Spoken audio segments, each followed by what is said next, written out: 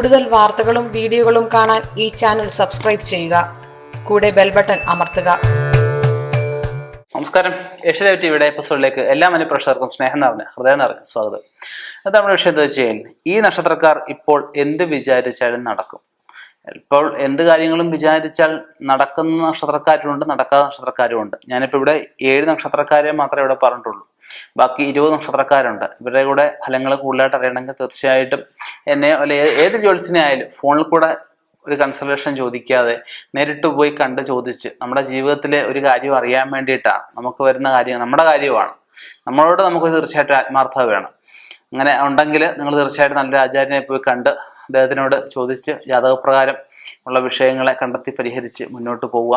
അപ്പം നമുക്ക് വിചാരിച്ചാൽ നടക്കുന്ന നക്ഷത്രക്കാരെയാണ് പ്രധാനമായിട്ട് നമ്മളിവിടെ പറയുന്നത്. അപ്പം 7 നക്ഷത്രങ്ങളുണ്ട്. അതിലേക്കൊന്ന് കടക്കാം. ആദ്യം തന്നെ എല്ലാ നക്ഷത്രങ്ങളും പറയുമ്പോൾ ആദ്യ നക്ഷത്രമായിട്ട് പറയാം അശ്വതി നക്ഷത്രം അല്ലേ. അശ്വതി നക്ഷത്രത്തിനെ പറ്റി പറയുമ്പോഴത്തേക്കും ഭഗവതിയുടെ നാളായിട്ട് പറയുന്നുണ്ട്, ഉത്സവങ്ങൾ നടക്കുന്ന നാളായിട്ട് പറയുന്നുണ്ട്. ഒരുപാട് കാര്യങ്ങൾ, പ്രത്യേകിച്ച് ഐശ്വര്യങ്ങൾ, ധന നേട്ടങ്ങളൊക്കെ പറയുന്ന നക്ഷത്രങ്ങളിൽപ്പെട്ട മേടക്കൂറിൽപ്പെട്ട നക്ഷത്രമാണ് അശ്വതി നക്ഷത്രം എന്ന് പറഞ്ഞു കഴിഞ്ഞാൽ. രണ്ടാമത്തേത് രോഹിണി നക്ഷത്രം. ഭഗവാൻ കൃഷ്ണന്റെ നാളാണ് രോഹിണിയും വളരെ നല്ല നക്ഷത്രം തന്നെയാണ്. അപ്പോൾ രോഹിണി നക്ഷത്രത്തിന് ഇപ്പോൾ ആലോചിച്ച് കാര്യങ്ങൾ നടക്കാനുള്ള സാധ്യത പറയപ്പെടുന്നുണ്ട്. അടുത്തത് ആയില്യ നക്ഷത്രമാണ്.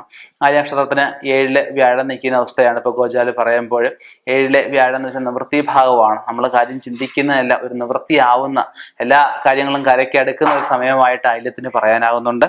ഉത്തര നക്ഷത്രം വരുമ്പോഴത്തേക്കും ഉത്തരത്തിനും നല്ല ഉത്തരത്തിൽ മുക്കാലും ഉണ്ട്. രണ്ടിനും വളരെ ഗുണകരമായിട്ടുള്ള സമയമായിട്ടാണ് പറയപ്പെടുന്നത്. അടുത്തത് വിശാഖ നക്ഷത്രമാണ്. വിശാഖ നക്ഷത്രം എന്ന് വെച്ചാൽ വിശേഷമുള്ള നക്ഷത്രം എന്നാണ് പറയുന്നത്. ഇവരെ ആരോട് എന്ത് കാര്യം എപ്പോഴും വേണമെങ്കിലും പറഞ്ഞു കഴിഞ്ഞാലും അവർ പറയുന്ന വാക്കിന് ഒരു വിലയുള്ള നക്ഷത്രം തന്നെയാണ് വിശാഖ നക്ഷത്രം എന്ന് പറഞ്ഞു കഴിഞ്ഞാലും. ആ ഒരു കാര്യം കേൾക്കുന്ന ആള് നടത്തി കൊടുക്കാൻ തക്ക പ്രാപ്തി അല്ലെ അവരുടെ വാക്കിനൊരു ചാതുര്യം ഇവർക്ക് എന്തായാലും ഉണ്ടായിരിക്കും. അടുത്തത് തിരുവോണ നക്ഷത്രമാണ്. തിരുവോണ നക്ഷത്രം വരുമ്പോഴത്തേക്കും മകരക്കൂറിൽപ്പെട്ടാണ്. ഇവർക്ക് ജന്മശനി ജന്മവ്യാഴം ആയാൽ പോലും ഇപ്പോഴത്തെ സമയം അനുസരിച്ചിട്ട് ഇവർക്ക് കുറച്ച് ബുദ്ധിമുട്ടുകൾ അകലാനായിട്ട് ഇവരുടെ ഗ്രഹനിലപ്രകാരമൊക്കെ ഒരുപാട് ഐശ്വര്യങ്ങളൊക്കെ വരാൻ സാധ്യതയുള്ള സമയം തന്നെയാണ് തിരുവോണ നക്ഷത്രക്കാർക്ക്. അടുത്തത് പുരുട്ടാതി നക്ഷത്രമാണ്. പുരുട്ടാതി നക്ഷത്രം എന്ന് പറഞ്ഞു കഴിഞ്ഞാൽ ഇവര് ചെന്ന് ചേർന്ന സ്ഥലങ്ങളിൽ അവർക്ക് അഭിവൃദ്ധി ഉണ്ടാവുക, ഇവിടെ കൂടെ നിൽക്കുന്നവരെ ഇവർ കൈപിടിച്ച് കയറ്റുന്ന അവസ്ഥകൾ വരിക. ഒരാൾക്ക് അപകടം ഉണ്ടായാൽ പോലും റോഡിൽ നിൽക്കുക, അവരെ ഒന്ന് വഴി മാറ്റി വിടാനായിട്ട് ഒരാൾക്കൊരു മാർഗനിർദ്ദേശം നൽകാനൊക്കെ സാധ്യതയുള്ള നക്ഷത്രങ്ങളിൽപ്പെട്ട ഒരു നക്ഷത്രം തന്നെയാണ് പുരുട്ടാതി നക്ഷത്രം. ഇത് ഈ നക്ഷത്രങ്ങൾക്ക് മാത്രമായില്ല, മറ്റുള്ളവർക്കും ഉണ്ടാവാം. ഞാൻ ഈ പറഞ്ഞതുപോലെ തന്നെ അവരുടെ ജാതകം പരിശോധിക്കുക.